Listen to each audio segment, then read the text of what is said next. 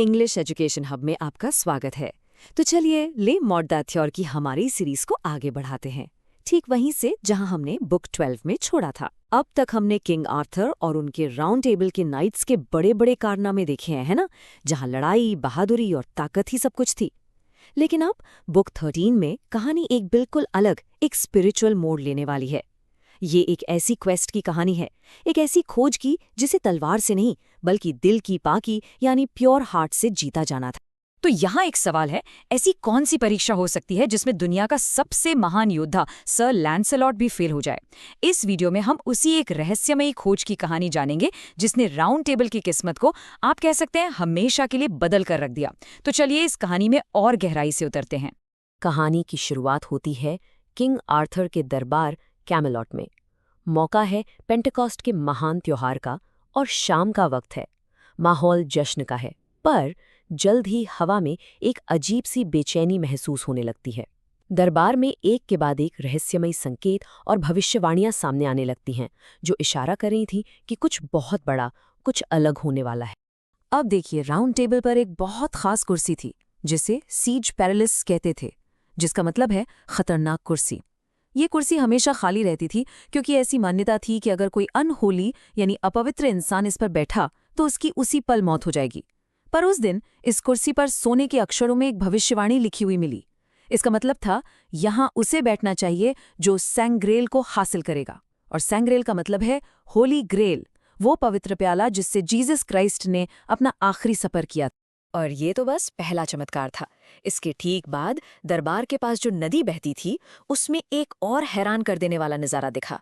एक बड़ा सा लाल पत्थर पानी पर तैर रहा था और उस पत्थर के अंदर एक शानदार तलवार फंसी हुई थी। उस पर भी एक भविष्यवाणी लिखी थी कि इस तलवार को सिर्फ और सिर्फ दुनिया का सबसे बेहतरीन नाइट ही निकाल सकता है।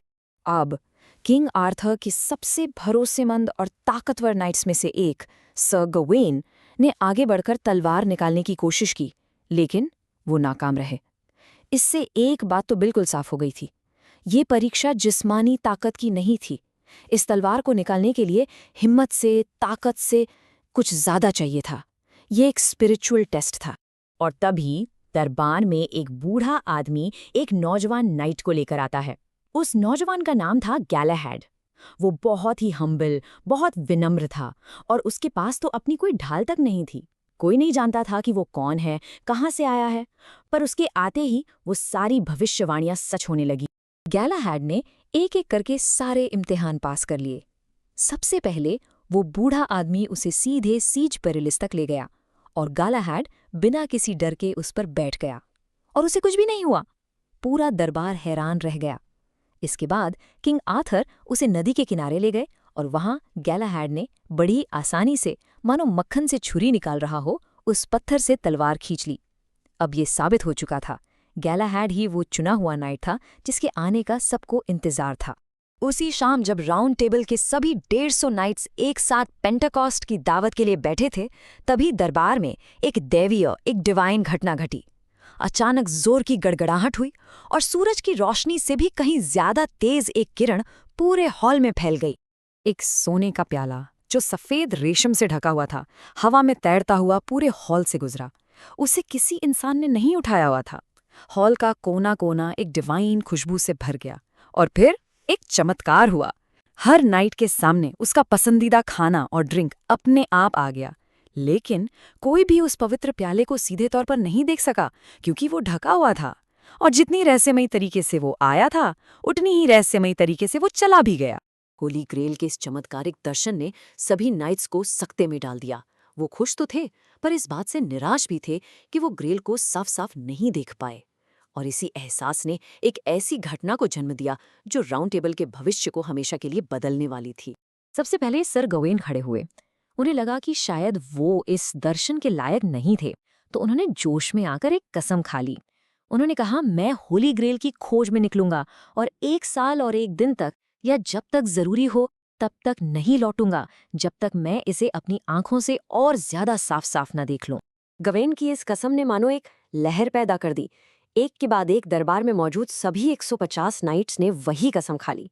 लैंसलॉट, पर्सिवल, बॉर्स, सारे के सारे महान योद्धाओं ने कसम खाई कि वो होली ग्रेल की खोज पर निकलेंगे। उनके लिए ये एक सम्मान की बात थी। लेकिन जहां एक तरफ नाइट्स जोश और उत्साह से भरे थे, वहीं दूसरी तरफ किंग आर्थर का दिल दुख से डूब गया। वो जानते थे कि ये कोई आम खोज नहीं थी। उन्होंने रोते हुए कहा, मुझे यकीन है कि तुम सब इस दुनिया में फिर कभी एक साथ नहीं मिलोगे, क्योंकि इस खोज में तुम में से कई मारे जाओगे। उन्हें ये एहसास हो गया था कि उनकी महान fellowship of the round table, उनकी ये भाईचारी अब खत्म होने वाली है। और किंग आर्थर बिल्कुल सही थे। ये खोज तलवारबाजी या जंग जीतने के बारे में थी ही नहीं, ये एक स्पिरिचुअल जर्नी थी, एक आध्यात्मिक यात्रा। होली ग्रेल सिर्फ उसे ही मिल सकता था जो पाप से मुक्त हो, जिसका मन और आत्मा दोनों पूरी तरह से पवित्र हों। ये एक नए तरह की नाइटहुड, एक न्यू काइंड ऑफ शिवलरी की शुरुआत थी। और इसका सबसे बड़ा सबूत थे सर गैलाहाड। अपने पहले ही एडवेंचर पर उन्होंने कैसल ऑफ मेडन्स में बुरे रिवाजों का अंत किया। उन्होंने अकेले ही कई दुष्ट नाइट्स को हरा दिया। यहाँ तक कि अनजाने में ही सही, उन्होंने अपने पिता सर लैंसलॉट को भी एक ही वार में घोड़े से नीचे गिरा दिया। गैलाहाड की ताकत तलवार में नहीं, उसकी पवित्रता, उसकी प्योरिटी में थी।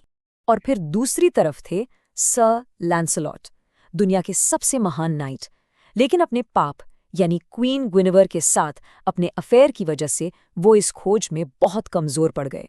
एक डिवाइन आवाज ने उन्हें फटकार लगाई और कहा कि वो इस पवित्र खोज के लायक नहीं हैं। उन्हें अपने गुनाहों को कबूल करने और पछतावा करने के लिए मजबूर किया गया। ये स्लाइड आप कह सकते हैं पूरी कहानी का निचोड़ है। एक तरफ है सर लैंसलॉट, जो पुरानी नाइटहुड को रिप्रेजेंट करते हैं, जिसकी नींव दुनियावी ताकत और पाप पर रखी है। उनकी खोज दर्द, संघर्ष और नाकामी से भरी है।